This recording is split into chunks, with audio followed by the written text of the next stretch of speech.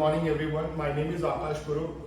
I'm the marketing manager for ALOIS Solutions, and I welcome you all to one of its kind talk show, ALOIS Talks. And basically, this talk is all about staffing industry in general, and we would have a lot of top talents who would come in, industry leaders who have shaped the future of the business, have shaped the past of the business, and who are currently shaping the present of the business. They would be joining us and would be talking about the staffing industry in general. So with me today is Mr. Karthik Balachandra. He is Vice President for India Business for ALOIS Solutions. He comes with over 2 decades of staffing industry experience, himself being a pioneer in contingent workforce, in the future of workforce, and a lot of other verticals. He's also venturing into IT solutions space, that's what I'm hearing.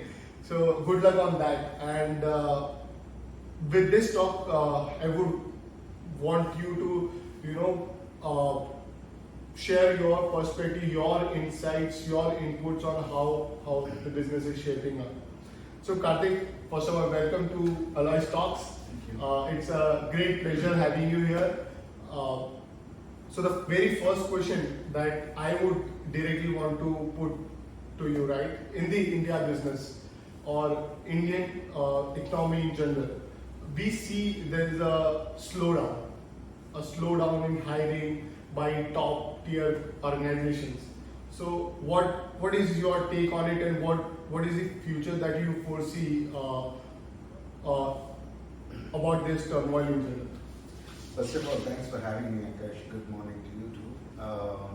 Yeah, it's very important and very relevant question, right? How did it impact for the last few quarters, and how is it going to impact for us in the next couple of quarters or next couple of years from now?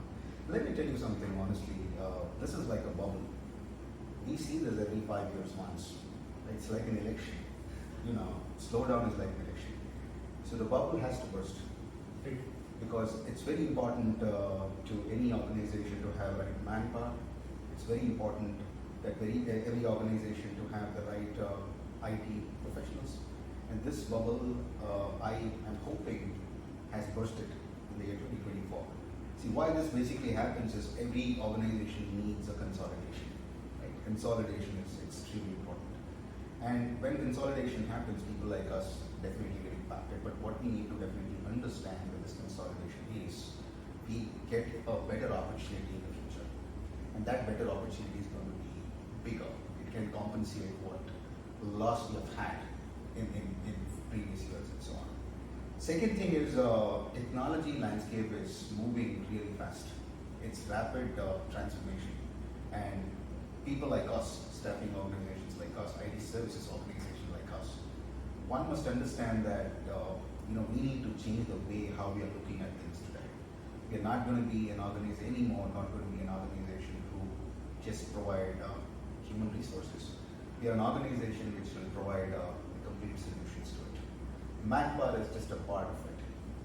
But what we're going to do over and above that is giving our solutions to our customers. Now, like I said, when the bubble gets bursted, the expectation of the customers will definitely go high. From volume perspective, from quality perspective, and from giving our solutions perspective.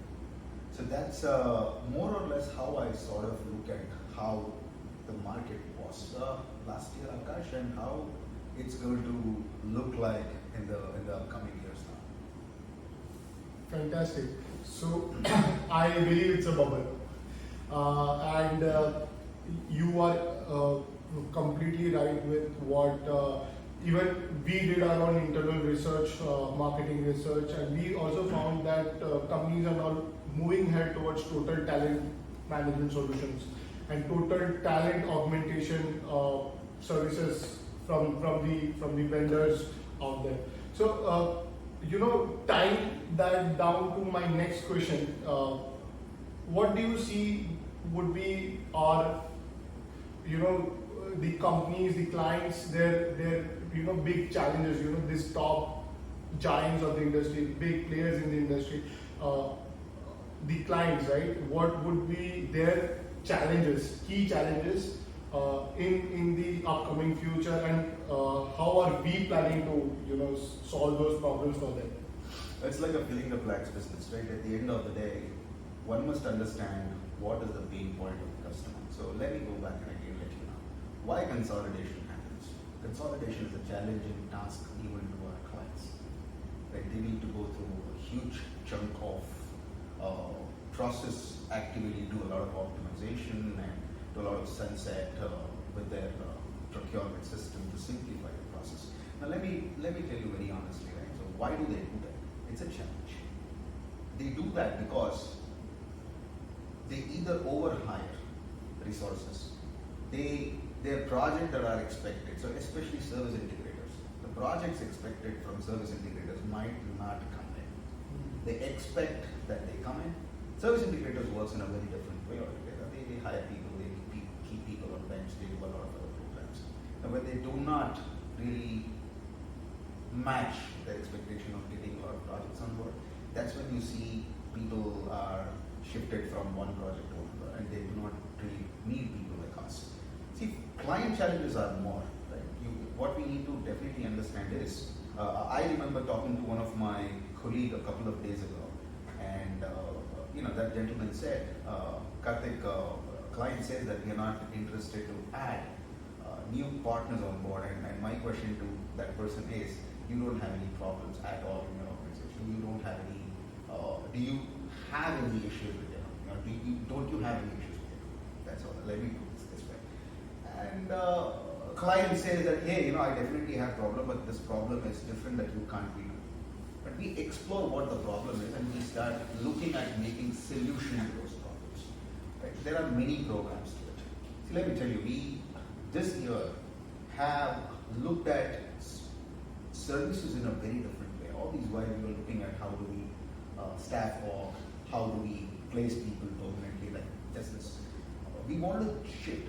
We wanted to see how can we do payroll services, like how can we do an RPO services, how can we do IT services, how can we solution the whole piece and help our customers and client to minimize their time of operation and look at their core business. Right? So we're looking at a lot of other venues, a lot of other opportunities, and give out opportunities to our customers if they do not have one service that they do not want to buy from us.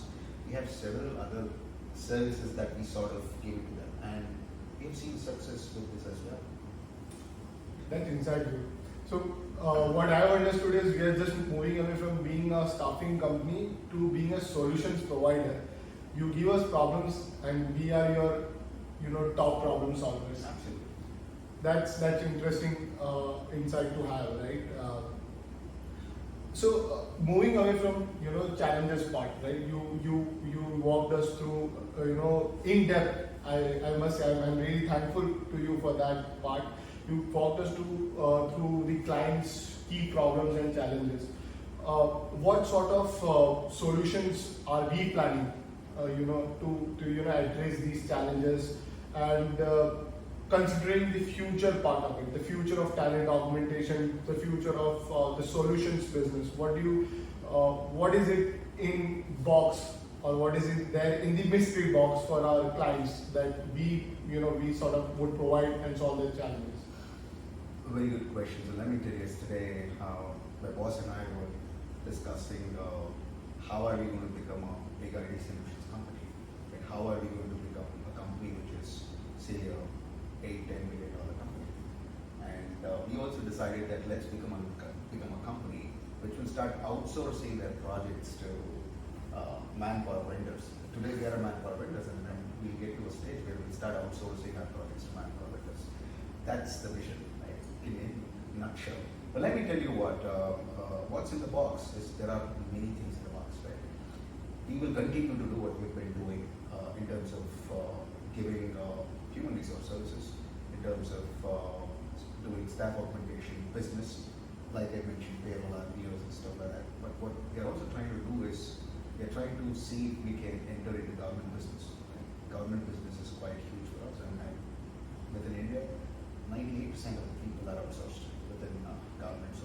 to see how we can collaborate with government and see what business we can do. Not just providing manpower, but also trying to see how we can build infrastructure for government projects. The second thing is we are trying to also looking at building practices. See, what is very important today is investment on resources, right? Internal resources. So we are trying to build those top 5 upcoming and present demanded skills. And we want to hire resources and start keeping them on virtual bench. We want to build those practices. How does that actually look like when I have an SAP Oracle, Microsoft Suite, all of these being practiced in-house. And when I go to customer, hey, look at it, I have 100 SAP folks. Tell me when can we look at deploying them, or do you have any projects that we have in-house resources and we can definitely execute the project. It's very easy, right? And that's the future. The normal staff augmentation business or picking up resources from the market will definitely fade away in the next couple of years from now. All of them are looking at staffing landscape in a very different way, and even customers, our customers, their ask has changed to what it was, like I said, 10 years ago to now. So Akash, that's where we are looking at changing something, and that's where we are looking at bringing in a lot of different practices to us. That's incredible. While you talked about future of work, future of staffing industry, let's talk about the elephant in the room, right? There's a lot of buzz going around on artificial intelligence, machine learning, neural networks, and these technologies and its implementation in the business. There's one meme that as a marketer I sort of enjoy memes, and there's one meme that I was came through my feed, and it said AI won't replace recruiters, the recruiters using AI would replace the recruiters. So there's a lot of AI talk on AI implementation in the recruitment process, in the staffing process, and in IT solutions business process in general. So what is your take on it? There's one more interesting article that I saw today morning. One of the leading, giants in the industry, Genpact is doing key hirings in the leadership role, and that too from the AI perspective. So there are companies, it's not just Genpacts, there are Infosys of the world, TCS of the world, they are hiring leaders with AI experience, and there's a lot of talk around in the market, the top floor conversation as well as bottom floor conversation. Everywhere there is a conversation on AI. What do you see is the future of AI, the role and impact of AI in our business in general? Well, you're right, it's a big elephant, and one must definitely follow what is happening. I would not go back and look at my systems and process which are outdated. And I cannot sell my system and process which is outdated, so it's always important to sell what has happened, right? Artificial intelligence has definitely made a significant impact.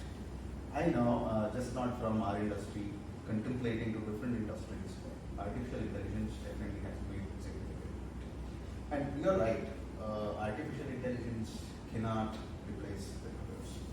Artificial intelligence cannot, follow emotions quite quickly, unless programmers like you make it more happening that way. But of course, artificial intelligence, Akash, when you look at it, why it is very important is because the ask of the customers today is SLAs and KRAs and turnaround time driven. Turnaround time is the most important thing in the industry. Be it any of those line of businesses that I was actually talking about, turnaround time is very, very important. When we sign off, big contracts, the first thing that we hear from customers is we want you to be more SLA driven. We want you to be more KRA driven. Right? Now, artificial intelligence coming in will definitely define how efficient we can be from our SLA, how efficient we can be from KRA. Because systems will never lie. Right? and how can we be more efficient with our turnaround time? Because when we meet 90% of customers, SLA and KRAs, that's when we have opportunities to grow our business, and it's a beautiful case study. And when we use artificial intelligence, and that made us efficient of 90%, and when we go talk to our customers, say, hey, artificial intelligence made us, achieve KRAs and SLAs. That's going to be a beautiful case study for this company. Just not that, we also go talk about artificial intelligence. Just a simple example I want to tell you. Last week, a team member of mine scheduled a meeting, and this gentleman is the global head of talent acquisition, and he asked me a question, Karthik, how different are you guys from different people that I have? He works with about 17 people, and he asked me a question, how different you are. Then, I'm sorry, but I took ALOIS Labs as an example, and I did tell them that we are developing an app which basically is helping us to give you the right resumes. We put in a resume, it gives me in just 10 seconds whether the resume is matching the job description or not. And look at the turnaround time, look at the time that I'm saving to submit the resume. While I take about an hour or so today recruiters take to really see whether the resume matches the job description or not. Forget about talking with the resource. Now, overall turnaround time takes 3 or 4 hours. Right? But this will help me to reduce like a couple of hours. And all he needs to do is the moment he gets to know it is 80, 90, 95% match, he picks up his call and speaks to the candidate and he submits the resume. He was astonished. He said, wow, that's wonderful. I mean, that's something different. And of course it is something different. Because we are using, technology which is burning today, right? It's a big effort, like you rightly said. And he was definitely astonished, and we're looking forward to signing off a contract with this gentleman. And 50% of my sales, 50% of my job got done just because of AI that we are trying to use. So it definitely gives us a significant advantage. Indeed. ALOIS Solutions is one of the leading players in the industry who, get on the bus of AI when it was just a buzzword, and within no time, ALOIS was one of the top industry channels that went into implementing AI in the business process, which sort of optimized the turnaround time. And what I'm hearing from clients around the world is, or from the recruiter per se from around the world is, we have reduced the turnaround time by considerable number. So if the tag is the concern of a client, ALOIS Solution is the answer to that question. Absolutely, and we must definitely talk about the recent proposals that you and I are trying to do, right? We are trying to sell AI. We have sent both the proposals, AI and AI, but I think we're trying to sell more of AI, not because we want to make more money, but it's efficient to our customer. Yes. Right? It is definitely going to give them a beautiful output, and that's what we need at the end of the day, isn't it? Absolutely. And it's there in the genes of ALOIS that we hire to try to solve the problems in the most efficient and most quick manner. And that's the only thing that you, me, or anybody else in the different verticals of the business, that's something that we are trying to achieve, to solve our customers' problem. And if it is done in a quicker or in an efficient way through AI, that's what we are going to do. Absolutely. So Karthik, we have talked enough about clients. We have talked enough about the challenges in the industry. There's one question I would want to ask, and this is for the job seekers out there. Okay, market is in turmoil. There's no doubt about it. There's layoff that is going on in the industry right from Q2, Q3 of the last year, and I believe Q1 is has not changed yet. There's some improvement, but yeah, I've been talking to a lot of industry professionals. Global phenomenon. while India business is very less impacted out of it, my question to you is what would be your advice to job seekers on how they can improve their application status or their job search process in general? I think let me go back and first advise. It's advice to me personally too that I used to advise myself like 15 years ago, 20 years ago. Resume building is very very important. Right? So when my team looks at the resume, if that resume is not so attractive, then we might not look at that resume even sometimes. Right? And second thing is very important thing is upskilling. Upskilling is one of the most important thing that one must understand. So if we are complacent and do not want to learn, if we are not versatile, then it's not going to help anybody. Right? Now there was a time where Java came in. Now Java has another 8 more flavors. The 8 more flavors have another 16 more sub flavors. Now if you look at it, if I am a simple Java developer even today and haven't really learned those 8 flavors and do not know about another 16 more flavors, where will I get the job? How will I get the job? True. To avoid this, we are also trying to, as an organization, we are also trying to see to it that we sell our customers if we could do a PhD or HDB. It is called as train, hire and deploy or hire, train and deploy.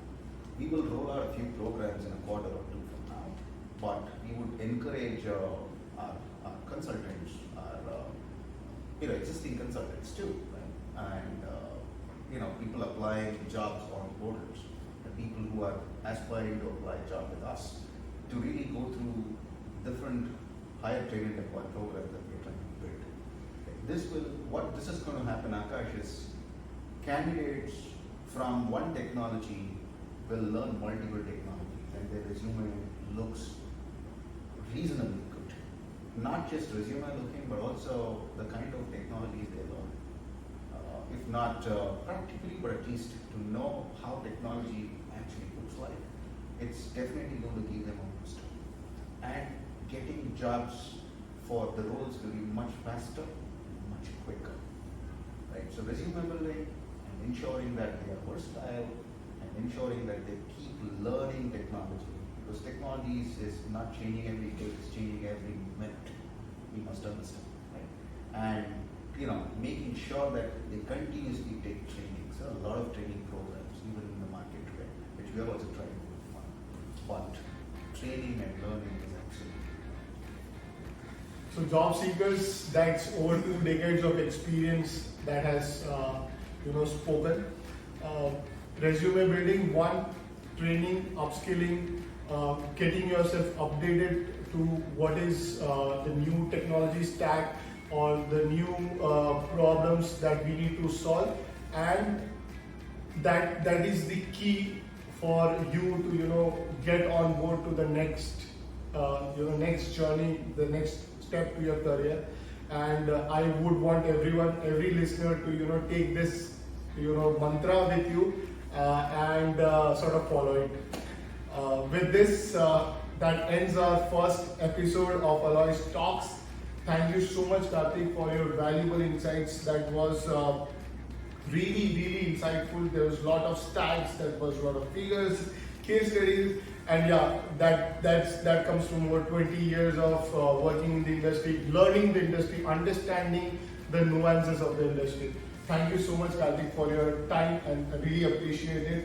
I'll see you all soon in the next episode of ALOIS Talks. Thank you so much. Thank you.